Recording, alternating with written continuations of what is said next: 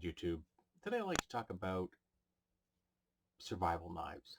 I recently saw one being demonstrated on one of the knife channels I follow rather.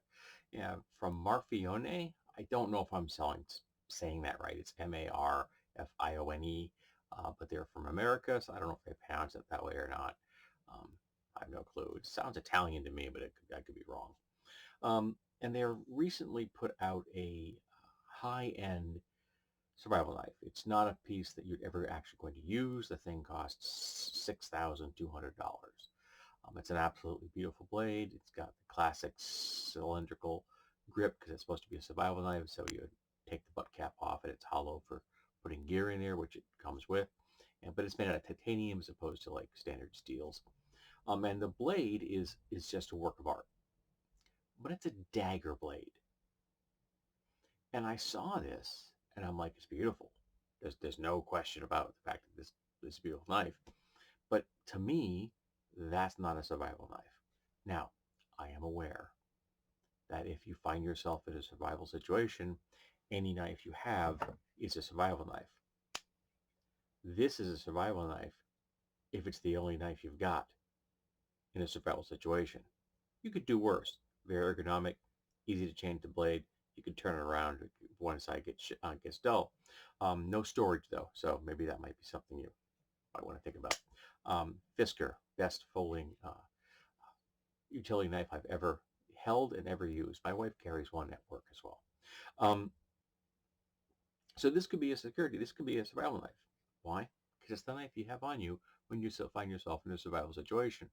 But if you're taking a knife specifically because you're going to be going into the bush and you want one that falls under the category of the classic survival knife design, so it has a hollow handle, it's got gear inside of it. I've seen ones that were actually designed so you could use them as grappling hooks, which I thought was weird, but I've seen them. And also the hollow handle would let you mount it as a spear, though I would probably not use a knife that way.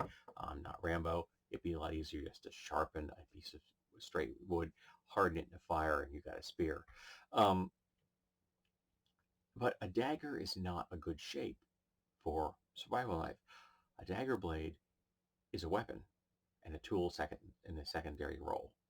A survival knife is a tool and a weapon in a secondary role. There's a difference. The philosophy behind the design is fundamentally different.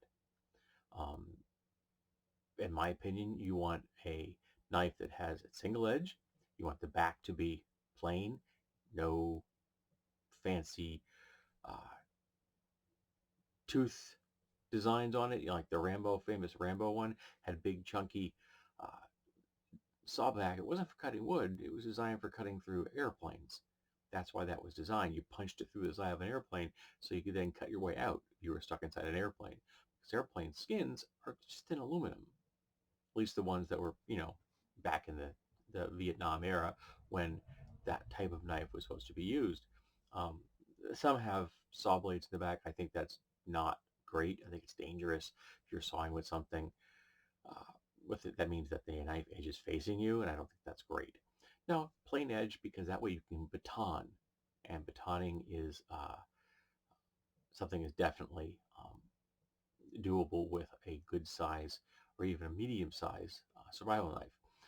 I think if you think you're going to be going into a survival situation, you might want to take a folding saw. I recommend the Silky brand because that's a lot safer than batoning or hacking with an axe or a machete. It's much, much safer. You can actually baton with a saw as well if you want. You take a length of wood, you cut it in the middle, halfway through, and you smack it on the opposite side of the cut, and it will split. Pull it apart, and now you've got much faster way of splitting wood lengthwise. It works. Um, so a survival knife, to my mind, has to have the straight back, and it allows you to use a sparker. And this really expensive knife I talk about comes with a ferrocerium rod.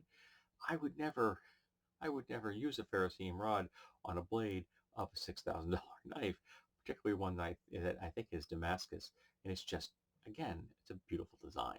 I am not going to be using that. This is a high-end piece that's never going to see the outside ever. It's going to sit in a display case. You're going to take it out and you're going to look at it. You're going to show it to your friends. And they're all going to go, ooh, that's really pretty because it's really pretty. You're never going to actually use it for anything. And a dagger blade, in my opinion, is just the wrong profile for a survival knife.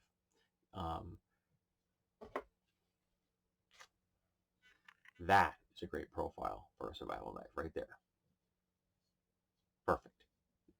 Not easy to ton with this, but again, this is going to do most tasks you're going to need. And if you're going into a survival situation and you know you're going into a survival situation, again, take a machete, or if you so choose, or take a folding saw, and between those two things, you're covered.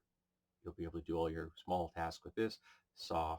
You'll be able to handle the bigger stuff, and you're all set. You don't need to carry a huge bladed knife like the Rambo style or this Marfione blade I'm talking about. It's a big knife, broad blade, long blade. Again, it looks like the classic survival knife, but in my book, it isn't. It's just a piece of art. And art doesn't have to be logical. Art doesn't have to make sense. If you think it does, go take a look at my DeviantArt page and my sketches I used to make, or even some of the things I build there now as a hobby. Many of them are absolutely impractical. Um, they're just designs, they're toys. They're very, very dangerous toys, and they could very much hurt you. I have injured myself with them.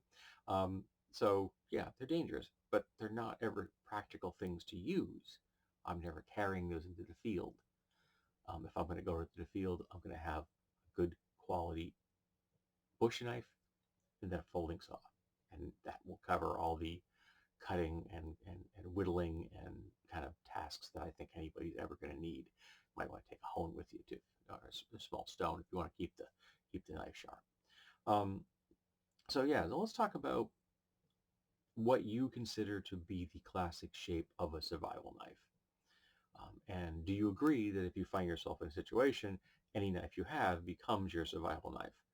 Whether it's a scalpel blade or a utility knife or a folding knife, doesn't matter. Like, oops, like that is a survival knife if you find yourself in a survival situation. All right. So let's talk about survival knives, profiles, and the line between art and practicality. I think you can have both. This is a piece of art.